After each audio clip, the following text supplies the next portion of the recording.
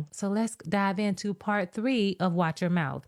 Thank you so much for this comment. I really appreciate it because I want to say a little bit more about how our thoughts impact our words. And if you haven't figured out by now, I'm not going to give you just my opinion without going to scripture. And so in Proverbs chapter 4, verse 23, it says, "Keep your heart with all diligence, for out of it comes the issues of life." One version says, "Guard your heart with all diligence, for where it goes, so does your life go."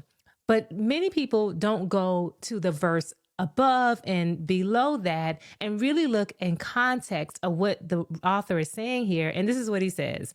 He says this. Okay, look at this. Now, I love this verse. So the writer says here, "My son, attend to my words, incline your ears to their saying. Let them not depart from your eyes. Keep them in the midst of your heart." This is a father talking to his son in Proverbs chapter 4, starting at verse 20. But then he says this, "Keep your heart with all diligence." Listen, be careful about this. Be relentless about how you guard your heart. For out of your heart comes the issues of your life. And then the first thing he says in keeping your heart is this: "Put away from thee a forward mouth, and perverse lips put far from you." Why? You've heard this quote that says, "Watch your thoughts, for they become your words. Watch your words, because they become your actions. Watch your actions, because they become your habits. Watch your habits, because they become your character. Watch your character, because it becomes your destiny."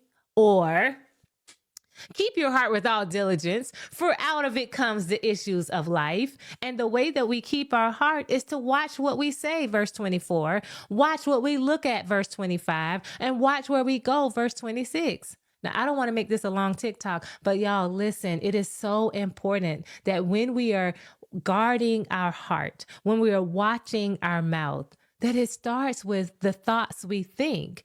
And when our thoughts about who we are and what is going on around us are rooted in scripture, then that shapes the world that we see around us.